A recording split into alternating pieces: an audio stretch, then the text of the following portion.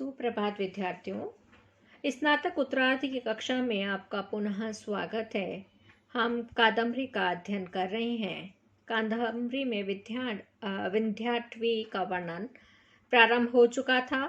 आज हम उसके आगे का भाग्य पढ़ने जा रहे हैं।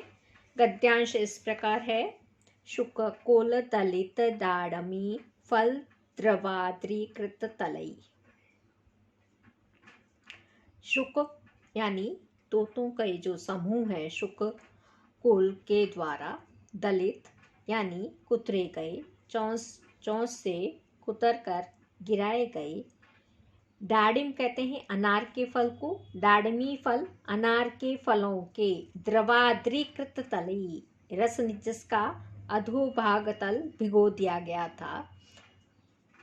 चौंच से जब अनार कुतरे गए तो फलों का रस जिससे अनार के रस से जिसका अधोभाग भीग गया था, अर्थात गीले की गई अधोभाग वाले अति चपल कपिकुल कंपित चित पल्लव फल शकलई।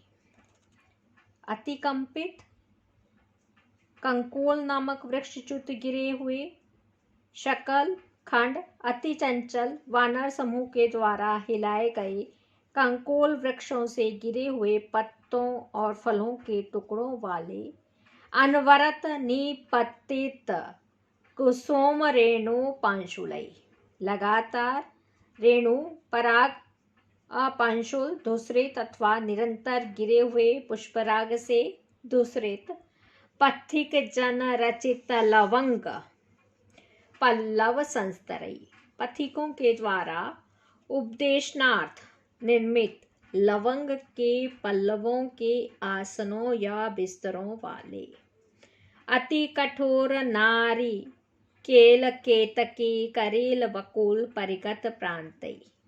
नारियल, केतकी केवड़ा, करीर जिसमें पत्ते नहीं होते, बकुल मौलश्री के वृक्ष को कहते हैं, परिगत से घिरे हुए, प्रांतई अति किनारे वाले, अति कठोर नारिकेल केतकी करेल बकुल परिगत प्रांतई, अति कठोर नारियल केवड़ा करेल मौलश्री के वृक्षों से घिरे हुए किनारे वाले।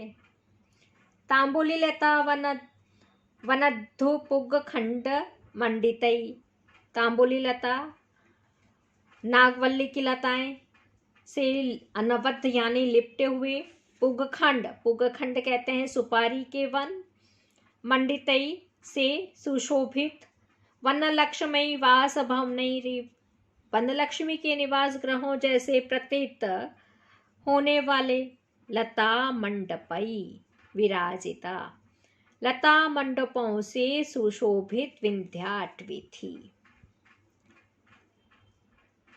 उन मद मातंग कपोल स्थल गलित सलिल सिक्ते ने, निरंतर मेला लता वननेन मद गंधिता ना अंधकारिता। उन्मद मदोन्मद, मातंग गज कपोल स्थल गंडप प्रदेश, गलित से घिरे हुए सींचे गए, मदोन्मत गजों के गंड स्थलों से गिरे हुए मद जल से मानो सींचे गए, मदगंधिना मदजल की गंध जैसी सुगंधि वाले, निरंतर सघनता पूर्वक, एला लता वननेन इलायची की लताओं के वन से, अंधकारिता सांवले रंग की बनी हुई विंध्याटवी थी। नख मुख लगनई कुंभ फल लुब्धई, नखों के अग्रभाग, इब कुंभ पुक्ता फलई, सिंहों द्वारा विदारित गजों के कुंभ स्थल से निकलने वाले गज मुक्ता, नखों के अग्रभाग में लगे हुए गजों के कुंभ स्थलों के मुक्ताओं के लिए लालायित, शबर सेनापति भी भीलों के सेनापतियों द्वारा अभिहन्यमान केशरी शता जहां सैकड़ों सिंह मारे जा रहे थे, ऐसी विंध्याटवी थी।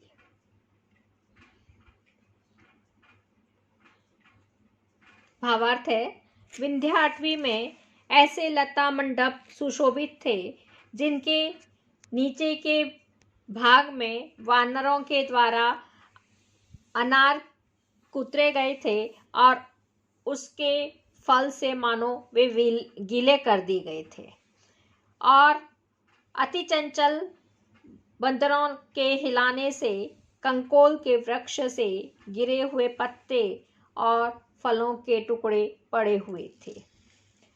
लगातार गिरे हुए पुष्पराग से धूसरित थे, और वहां जहां पर पथिकों ने लवंग के पत्तों से अपने बिस्तर बना रखे थे और जिनके किनारे बहुत कठोर नारियल, केवड़ा, करील, मौलश्री के वृक्षों से घिरे हुए थे तथा नागवल्ली की लताओं से आलंगित सुपारी के वनों से सुशोभित वन लक्ष्मी के निवास गृहों जैसे प्रतीत हो रहे थे। विंध्याटवी ऐसे सघन इलायची की लताओं के वन से सांवली बना दी गई थी, जो कि वन मदोन्मत्त गजों के कंडस्थल से बहे हुए मज्जल से मानो सिंचित था। इसलिए वह मज्जल की गंध जैसी सुगंधी वाला था। इस विंध्याटवी में भील सेनापतियों के द्वारा सैकड़ों सिंह मारे जा रहे थे, क्योंकि ये भील सिंहों द्वारा मारे गए थे, इसलिए इनके नखों के अग्रभाग में लगे हुए गजों के गंड स्थल के मुक्तों को पाने के लिए लालायित थे।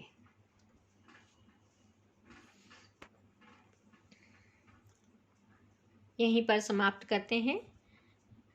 सर्वे भवन्तु सुखिनः, सर्वे सन्तु निरामया, सर्वे भद्राणि पश्यन्तु, मा कश्चित् दुःखभाग् भवेत्। ओम शांति शांति शांति।